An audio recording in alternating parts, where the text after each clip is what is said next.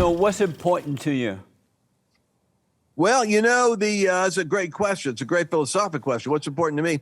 I'm 66 years old, Jesse, and so I developed a theory of the case. That's what lawyers call it. Theory of the case is that culture is shaped by influencers. Influencers occupy these gates of influence, and that there's 7 areas. And what's important to me is that the church, family, education, government, business, media, and arts, that in those arenas that we begin to raise up courageous thought leaders who take their thoughts captive and challenge the thoughts from hell and begin to produce influence in those arenas where culture can be more shaped in a healthy way, because that's what's going to create a great nation. And we have allowed those 7 arenas to be taken over by unhealthy people because Christians don't engage. I look at my children and I think, well, you know what? I don't need to pick a fight. I've been. Now, you don't know who I am, and I'm not that well known, but I guarantee the left knows who I am. So I'll get hit on Rolling Stone magazine or the Washington Post, and I'll have Right Wing Watch and the George Soros hit squads spying on me all the time, because they recognize that I believe that Christians, followers of Christ, are called to shape the world around us and not just hold out and hunker down and wait for a rapture or to die and go to heaven. So I want to do as much good as I can till I die. And my children are the reason why I fight, because I believe I could retire now and I don't have to be harassed. I'm old enough. I've paid my dues.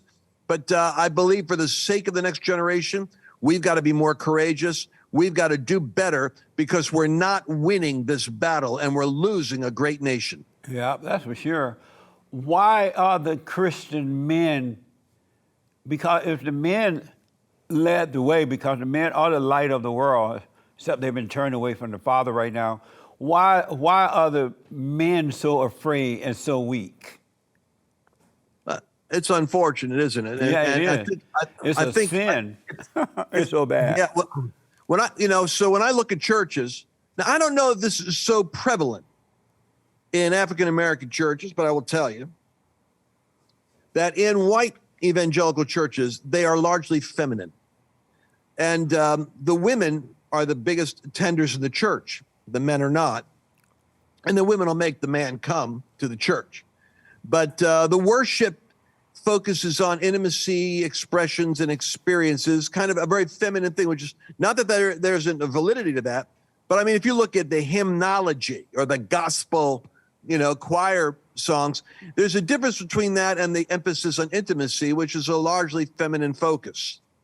And so I think the pulpits in America began to be shaped by an absence of fatherhood and father figures. And I think that the devil has unleashed in the last 40 years an attack on manhood and on fatherhood. And I think it's a Jezebel spirit, to go back to what we talked about earlier. I think it is an intentional spiritual attack on men and their role in society. Because when I was just watching, for instance, I'm going through the mall the other day, and I'm seeing, I work with a lot of young kids, young children that don't have fathers. And some of them do, and a lot of them don't, because my wife's ministry works with single mothers. And when I see a dad who got a kid and he's acting up, and that dad is barking at that kid, that kid, he's got to pay attention, because that bigger guy is there telling him what to do. And I look at that and I go, well, you know what? He will come out better in life because there's a man who is holding him accountable for his behavior than mom, who's frustrated, yelling, and upset with the kids, who's pulling her hair out. And so I think that the pulpit's the same way. We don't have fathers in the pulpit, so Christian men don't have models, and we've collapsed in society. Well, it's totally like that in the black churches too, and it has been that way for years now. And that's why the black woman is out of control. It's going to take Jesus Christ to come down in person and make the black men and the black women get back together in the right way. Because the black woman is so angry, is so out of control now, that she would never listen to the black man at all.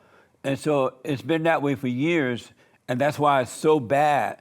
Not only in the churches is it that way, but it's that way in the homes as well. Well, I want to ask you a question. You're asking me some great questions, but you're a thinking person, and you got me thinking. Explain to me why it is. Well, what are the sermons that preachers should be preaching if they were going to be preaching more healthy and presenting God as a masculine as well as a feminine, voice in the earth? Number one, they should be dealing with the order of God. God in Christ, Christ over man, man over woman, woman over children. Because most people don't accept that. They don't hear it, and they don't know about it because it's not being taught in the home. And number two is that we must be born again, salvations of the heart, because now they are pushing anger as a religion. And anger is not of God. There's no anger in God. He's all love all the time. He's not an emotional God. He's not up and down and feeling. He's just the same all the time. And in him, there is no fear. So that men must be born again of the Father. They must return to the Father, because until they return to the Father, the woman will rule. And as you know, every time you listen to the woman, you're going to suffer. A man has no business listening to a woman unless he listens to her about evil, because women of their nature being evil until they are born again of the Father, they can pick up evil all the time. So the man can hear, oh, you better watch out for that woman, or you better watch out for this. But other than that, a man should never take advice from a woman. He will always suffer. It used to be taught that way growing up. But because the women have taken over the homes and the schools and everywhere, men are afraid to teach that now, and they want money, so they're not going to tell you what's going on with the woman, because women don't want to hear the truth about themselves. The hardest thing in the world, the last thing that a woman wants to hear is the truth about herself. And men are afraid to tell her because they're afraid of mama. They have not been born again. They have not overcome the spirit of the mother. And so they're still afraid of women. And then other issues, abortion and all that, because if men were in control, there would be no abortion, almost none, on this earth, because the man is the power. The strength is in the man, not in the woman. We need to get back to that, and that's not happening now in the churches or in the home.